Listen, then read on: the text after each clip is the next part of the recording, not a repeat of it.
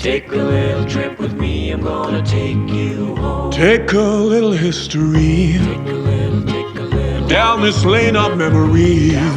Down this lane. So let's raise another glass for the glorious past and the friends we have become. Yeah, 'cause little did we know the good times come and go, but the best is yet to come.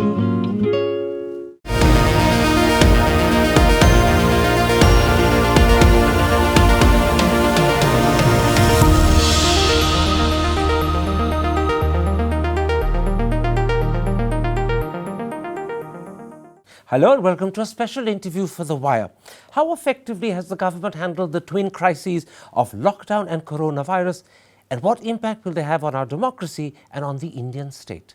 Those are two key issues I shall raise today with the President and CEO of the Centre for Policy Research, Yamini Aiyar. Yamini Aiyar, in an article you wrote for the Hindustan Times on the 25th of March, the day after the lockdown began, you said, "The urgent and immediate task for the next 21 days is to ensure that all citizens are saved from hunger and destitution." Did the government make a convincing attempt to do that? And secondly, 35 days later, have they succeeded or have they failed? Karan, first of all, thank you very much for having me here. It's an absolute pleasure to talk about these issues. The short answer to your question is no. At the start of the lockdown, let's dial back. We announced a lockdown with 4 hours left to all of India to prepare itself for what was going to be a long haul. In following which, there was some expectation that at least basic minimum guarantees of rights of citizens would be taken care of. I think it was the 27th of March when the finance minister announced a package. That package was limited. It was limited perhaps because this was the first of many. We are now in the last week, hopefully, of the national lockdown. We still await more. And what happened in between really gives you an indication of how little has been done to address this crisis. We've been subjected to photographs and videos, harrowing pictures of masses of India's workers trying to make their way home, people standing in long lines trying to access basic food. We've been given stories and we're learning from the news and from surveys of incomes dropping without enough support being given from the government. So we are now in the last week of the lockdown, and I will say very strongly that we have done very little to ensure that all Indians are protected from hunger and destitution. In fact, a survey put out by the Stranded Workers Action Network on the 15th of April in collaboration with the Azim Premji University actually proves your point. They say that 89% of workers have received no wages during the lockdown whatsoever. 96% have not received rations. 70% haven't even received cooked food. That's clearly proof that whatever package the finance minister put together on the 26th of March simply hasn't got to the people needed. So there are two issues here. One is the size of the package, and the second is the implementation of the package. So if you look at the size of the package, it was 1.75 lakh crore. If you actually look at what was new in that package, the new additional sum was about half of that. So we were basically doing some expenditure repurposing to be able to move things quickly, perfectly sensible to begin with. But very soon, this survey was conducted in early April, so we knew very quickly that this was nowhere near enough in terms of what was needed. Second, in terms of implementation, what the package did was that it tried to top up Government of India schemes and it tried to enhance the public distribution system, right? But it enhanced it within the constraints of the NFSA, the National Food Security Act, and continued with the traditional way in which we have done public distribution system, which is to focus it on targeted beneficiaries, which leaves out 100 million even within that target, but also doesn't address the challenge of all the many workers that moved out of their homes, came to cities, and many of whom have remained stranded in these cities. So it's about implementation and it's about size. I'm looking at that particular point that you're making about the fact that so many people have been completely missed out. The Centre for Monitoring the Indian Economy says that the unemployment rate this week has shot up to 21%. Last week, it was at an astonishing 26%. 6%. CMIE says that 140 million people have lost their jobs. Amit Mitra, the finance minister of West Bengal, has told me he believes it's closer to 250 million. And yet, as you said, the finance minister has done nothing more after that initial package of 26 March. It was insufficient. Now it's clearly apparent that a lot more is needed, and nothing has happened for 30 more days. What does this tell you about the government's attitude? Look, let's start with where we began, right?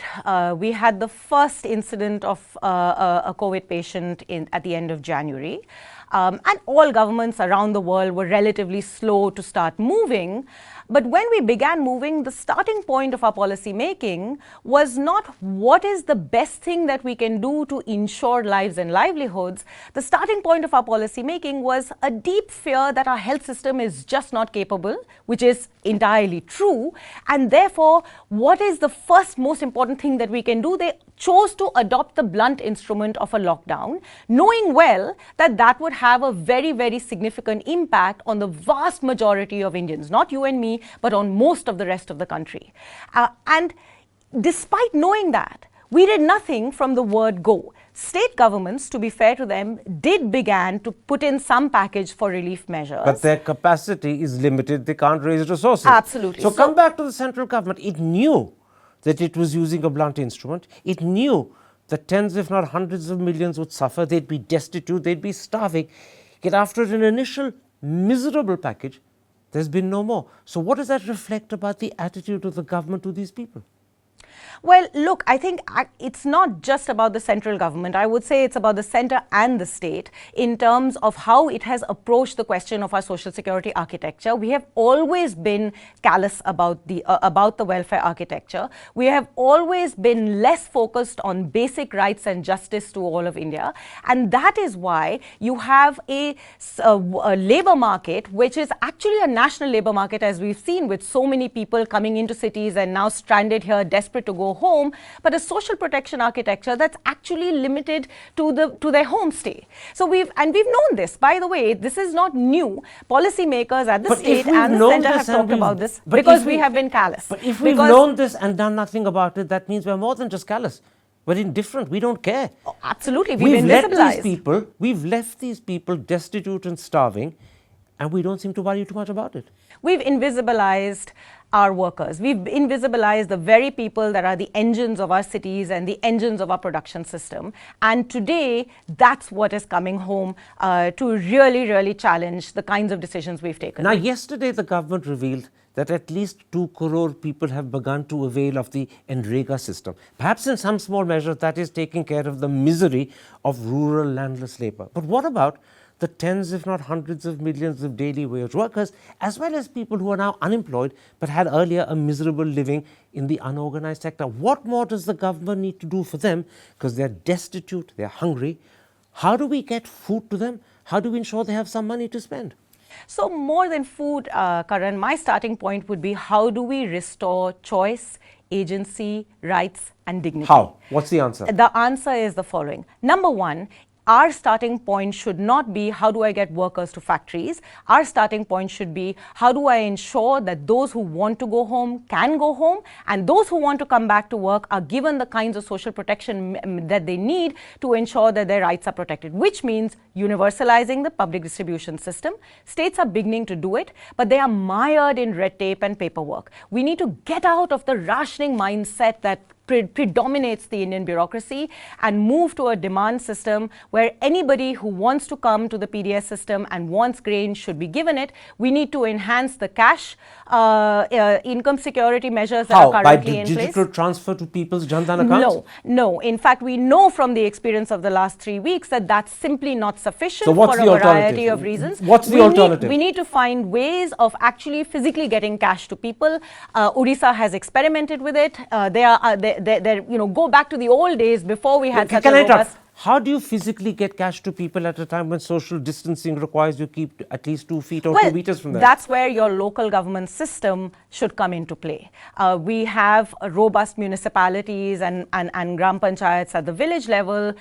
They are networked into the administrative architecture. Use those as the point of distribution of cash. In some places, we have strong banking correspondence. Those too can be used as mechanisms. So you're saying quite clearly, don't put digital transfers through Jan Dhan accounts as the top priority. Physically go out through the mechanisms you mentioned and hand money to people. Let me be very clear. This is a complex problem.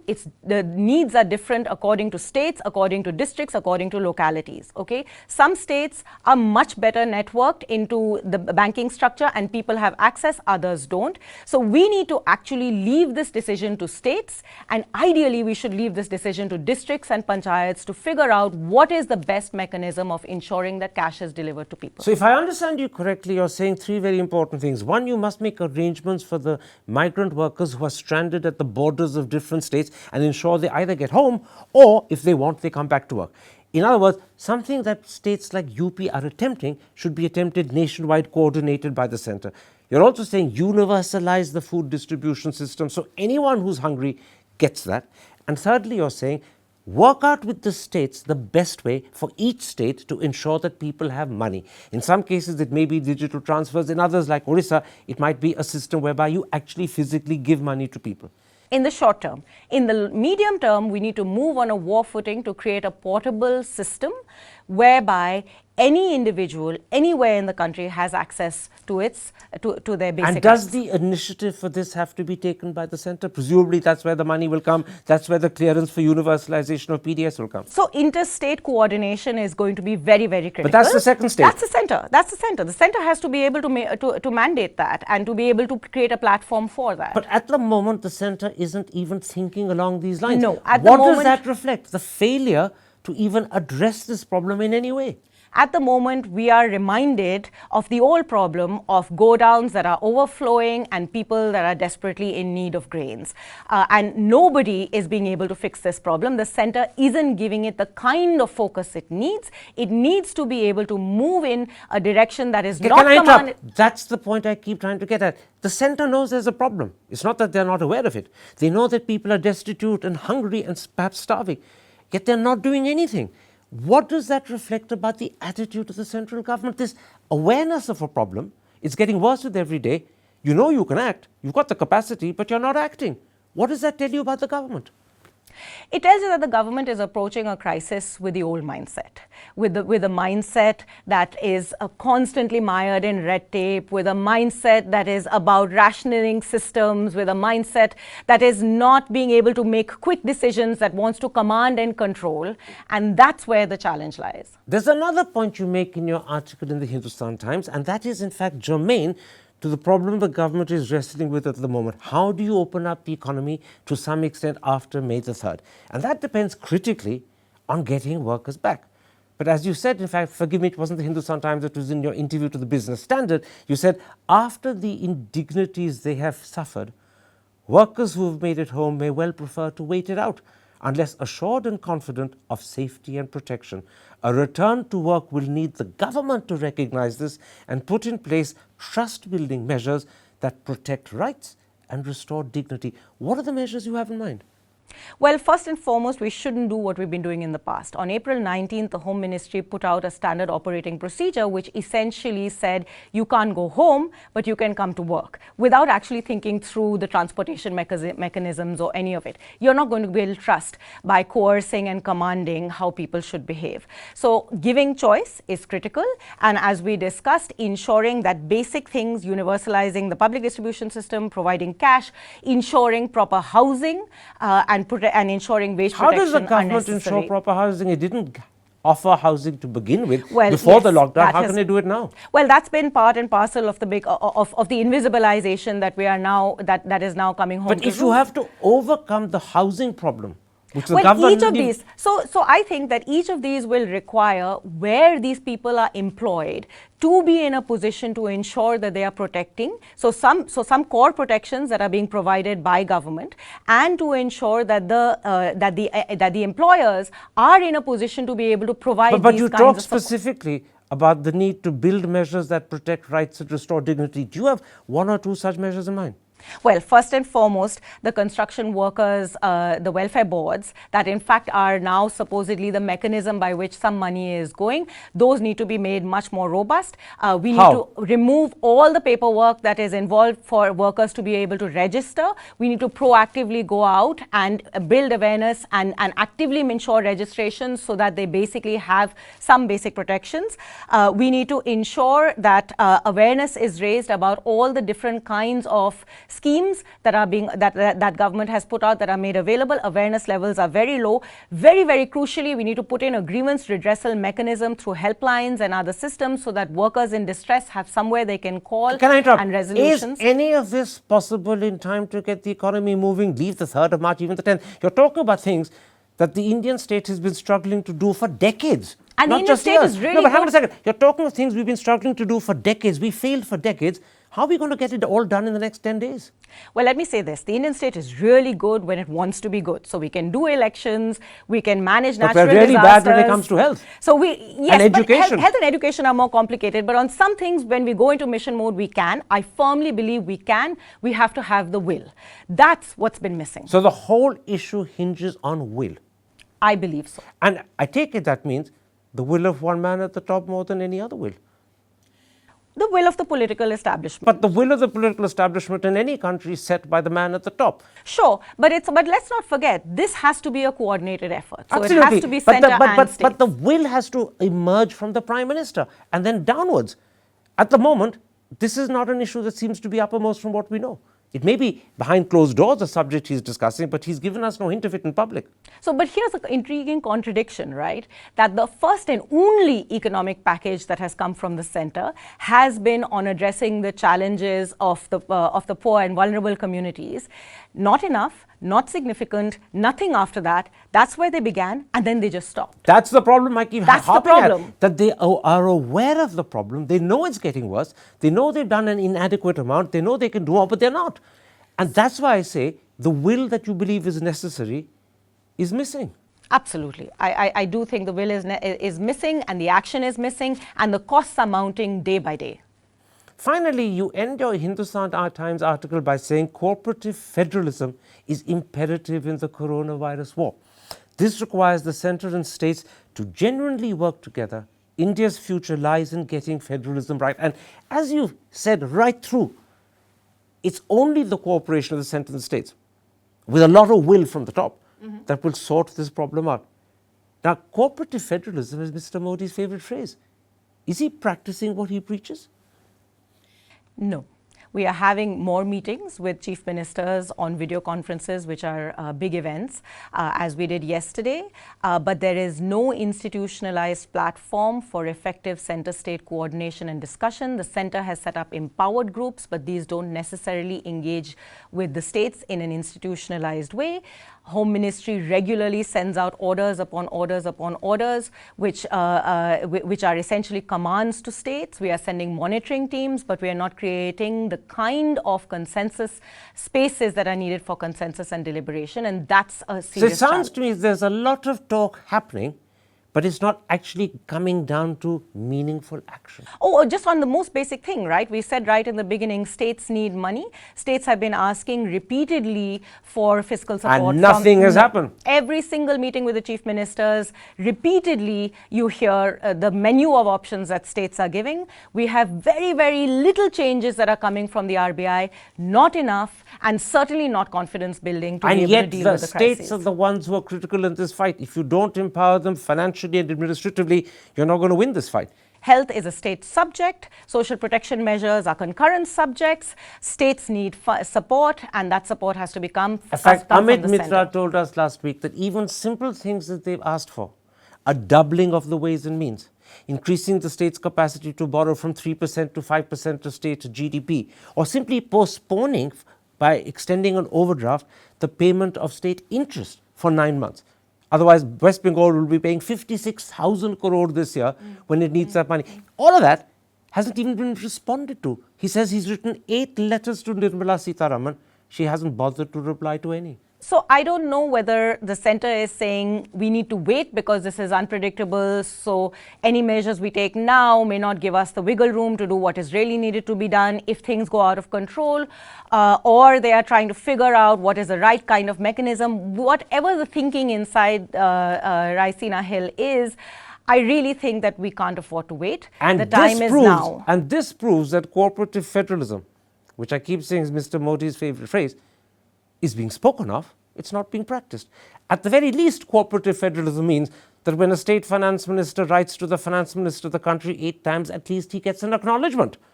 To keep ignoring his letter is not very cooperative. Sure, but I think the bigger challenge is that we have not revived the institutional mechanisms that are in place, that have frankly been lying moribund across many governments and many political parties for this kind of deliberation. The Interstate Council, the National Development Council, there are spaces where centre and state can meet repeatedly and resolve these But issues. once again, you're talking of things that we should have put in place years ago, things that we did have in place which have lapsed.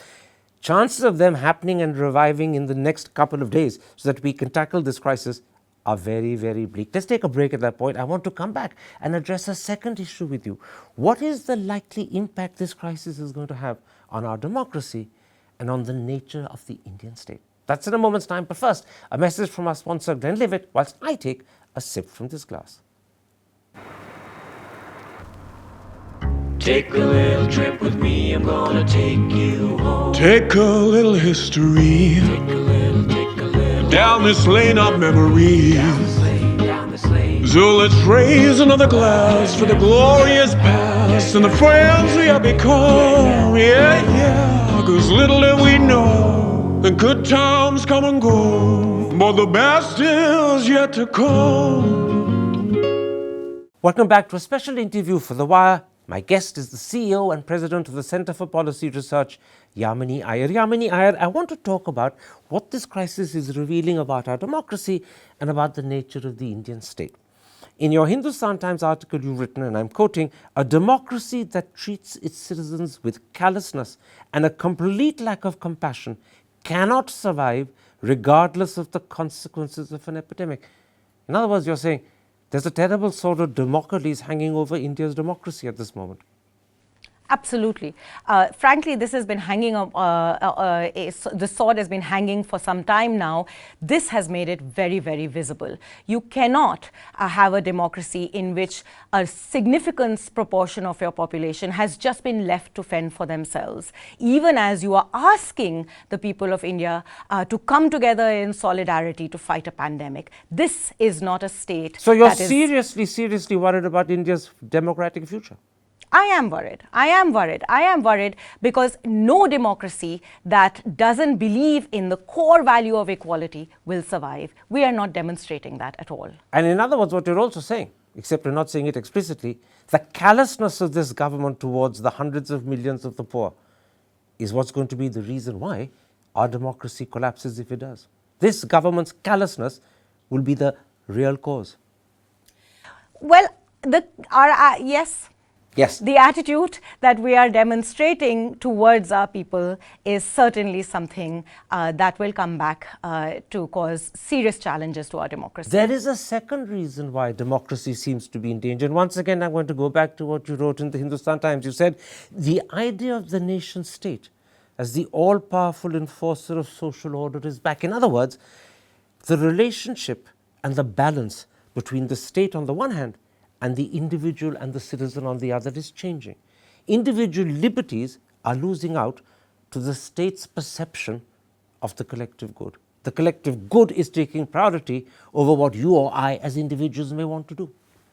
Well, it's across the globe, by the way. This is not an India-specific challenge. Across the globe, as you see lockdowns unfolding in so many parts of the world, including Western liberal democracies, people are willingly giving up their civil liberties. But, India's done a really intriguing thing.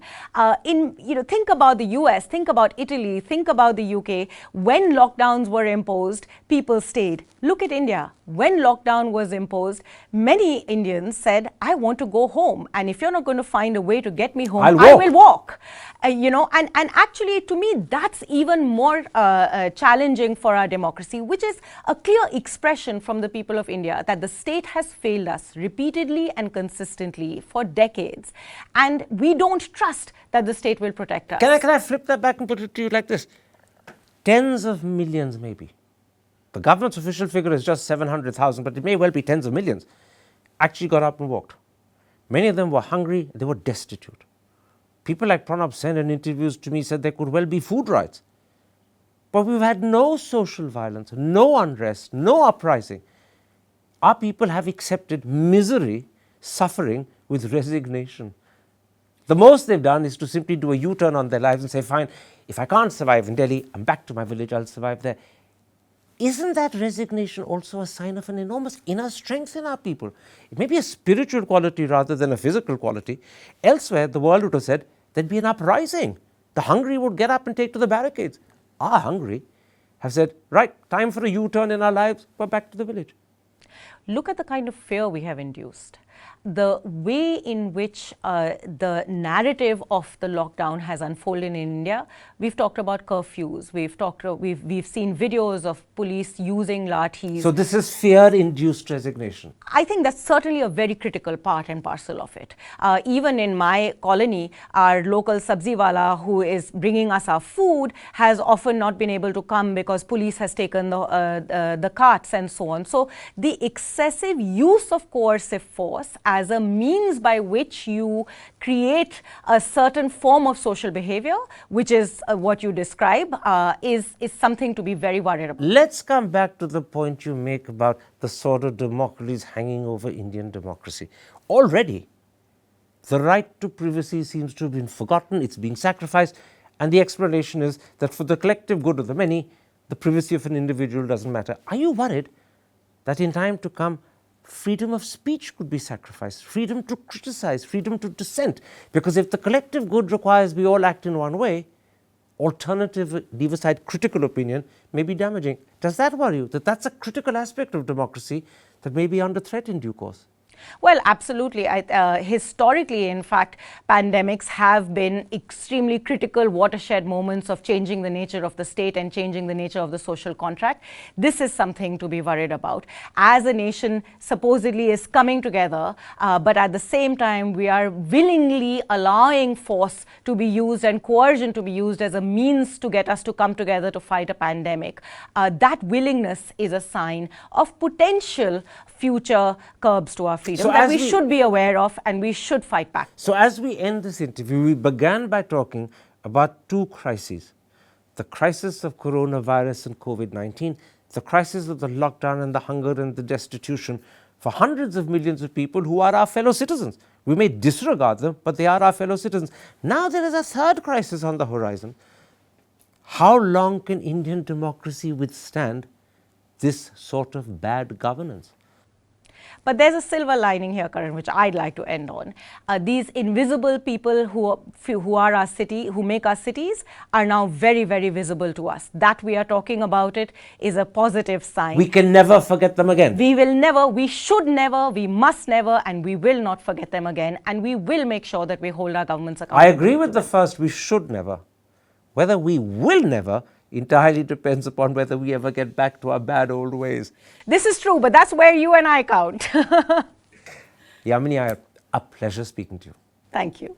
To receive instant updates on all videos from The Wire, click the subscribe button and hit the bell icon. Pay to support independent journalism. Click the link in the description and choose the amount you want to pay.